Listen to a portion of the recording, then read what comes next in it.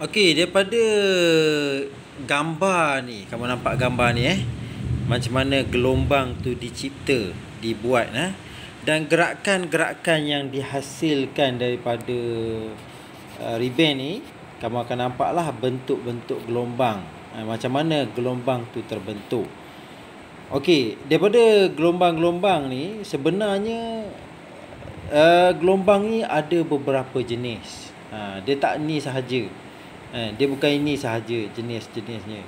Ada beberapa lagi. Okey. Rajah 5.5 menunjukkan rupa bentuk spring slinky pada 5 ketika yang berturut-turut selepas hujung A digerakkan seperti dalam aktiviti 5.2. Rupa bentuk spring slinky semasa gelombang merambat melaluinya dikenali sebagai profil gelombang. Jadi setiap gelombang ni dia ada profil dia. Dia ada rupa bentuk dia yang mana kita tentukan, okey, ini adalah gelombang jenis A, ini adalah gelombang jenis B, ini adalah gelombang jenis C. Dan disebabkan apa? Kita dapat tengok dia punya profil gelombang tu. Macam mana ia dibentuk. Okey, kalau kamu perhatikan gelombang ni, kan? Dia macam mana dia bentuk. Pada ini ketika yang pertama, saat yang pertama kamu tengok dia berada di sini. Lepas tu yang kedua macam mana? Dia berpindah tenaga dia ke sini. Yang ketiga lepas tu kamu tengok dia ke sini. Dia daripada sini dia berpindah sampai ke sini. Kamu nampak dia punya profil dia tu. Ia berlaku pada, okey, kamu tengok ni ketika yang pertama, ketika yang kedua, keempat, kelima sampai kelima lah. Mana bentuknya adalah sama sahaja, tapi dia berpindah-pindah kan. Dia berpindah-pindah, dia merambat kan. Okey, gelombang boleh dikelaskan dari aspek perambatan profil gelombang. Profil gelombang dalam rajah 5.5 merambat dengan masa sepanjang arah perambatan gelombang. Jadi gelombang ni dia melibatkan masa tau. Bila mana masa satu, dia berada di sini. Dua, dia berpindah seterusnya. Tiga, dia berpindah ke depan lagi. Keempat, ke depan. Kelima, dan sampailah ke hujung sini. Jadi bila mana bertambahnya masa, maka dia punya gelombang tu berpindah. Kan? Itu satu contoh. Itu satu contoh macam mana pergerakan gelombang tu. Kan? Ada pergerakan gelombang tu, rambatan gelombang tu, mana kita berlawanan dengan masa kan. Bila mana dengan masa yang pertama dia di mana, masa kedua di mana. Jadi gelombang yang macam ni punya gerakan kita panggil dia gelombang progresif. Kan? Bila mana bertambahnya masa, dia punya perambatan tu ke depan lagi macam tu. Kan? Dia punya gerakan gelombang dia ke depan lagi. Jadi profil gelombang ni yang mana kamu tengok, selain daripada ini, dia juga boleh berlaku di permukaan air. Kamu nampak itik di melangkah kan? Nampak pembentukan riak-riak air. Kita panggil dia riak-riak air, tapi dia adalah bentuk-bentuk gelombang juga. Kan?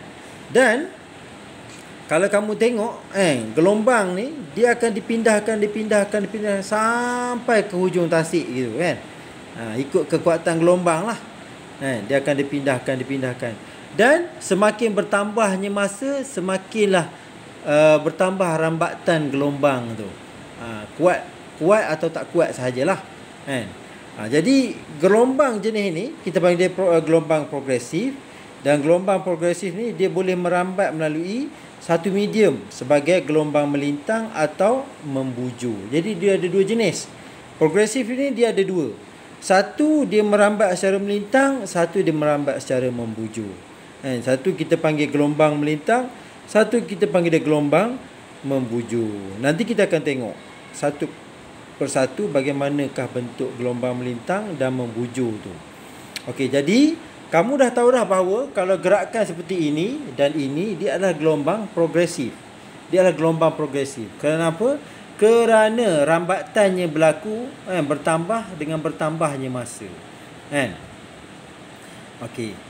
Kemudian kita dapat tengok lagi bagaimana seterusnya ada lagi gelombang pegun. Kan bila mana kamu main gitar, tali dia bergerak ke atas dan dia bergerak ke bawah. Betul tak? Tiung, kamu ni tali dia tiung. Dia bergerak ke sini, dia naik ke atas kan. Gerakan dia macam tu. Tapi adakah dia tali tu bergerak macam ni? Tali kita bergerak macam ni ke? Tak, dia bergerak macam ni. Dia bergerak setempat. Tapi dia ke atas ke bawah, ke atas ke bawah, ke atas ke bawah macam tu. Begitu juga dengan sebelahnya. Ke atas ke bawah, ke atas ke bawah. Ini pun ke atas ke bawah. Itu yang berlaku kepada tali gitar. Jadi gelombang seperti ini kita panggil dia gelombang pegun. Gelombang yang dihasilkan sepanjang tali gitar dipetik ialah salah satu contoh gelombang pegun. Okey, gelombang pegun ialah gelombang apabila profil gelombang tidak merambat dengan masa. Dia tidak merambat dengan masa. Maksudnya dia perambatan gelombang tu tak berlaku ke depan tak. Dengan masa bertambah dia tidak ke depan tidak. Tidak seperti gelombang progresif. Dia hanya gerakannya di tempat dia sahaja. Ke atas ke bawah, ke atas ke bawah. Yang sebelah ni gelombang yang lain pula. Gelombang seperti ini kita panggil dia gelombang pegun. Jadi profil dia adalah seperti ini kamu tengok.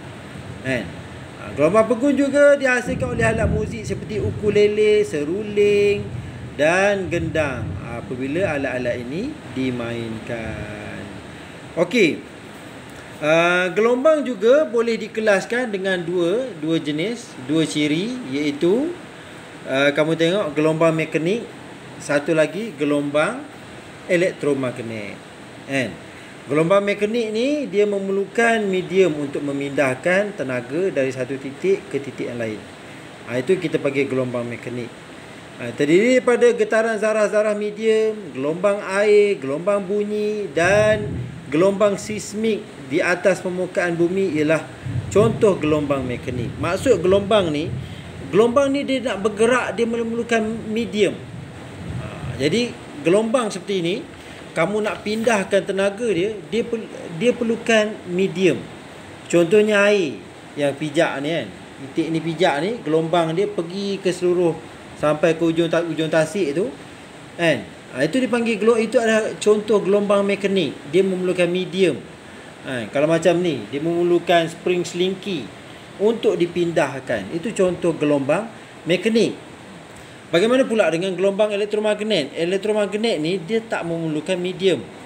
Dia boleh dipindahkan daripada titik A ke titik B tanpa apa-apa medium. Tak perlukan dari segi dia tak perlukan air, tak perlu, dia tak perlukan bunyi, tak perlu. Tapi dia dipindahkan daripada apa? Kamu tengok dia punya ayunan medan elektrik. Dan juga medan magnet yang berseranjang antara satu sama lain. Nanti kita akan tengok dengan lebih jelas lah. Okey, gelombang radio contohnya, gelombang cahaya dan sinar gamma ialah contoh gelombang elektromagnet. Jadi kamu tengok sendirilah, cahaya matahari dia dipindahkan daripada sumber matahari itu sendiri, dipindahkan dihalakan ke bumi ni. Adakah dia memerlukan gelombang air? Tak perlu. Dia memerlukan udara? Tak perlu sebenarnya. Tak perlu. Dia bergerak tu daripada matahari, gerakkan gelombang tu, sinarnya, sinar gamma, sinar UV tu dipindahkan ke bumi tanpa memerlukan apa-apa medium. Itu contoh gelombang elektromagnet. Okey. Nanti kita akan sambung ke seterusnya lah.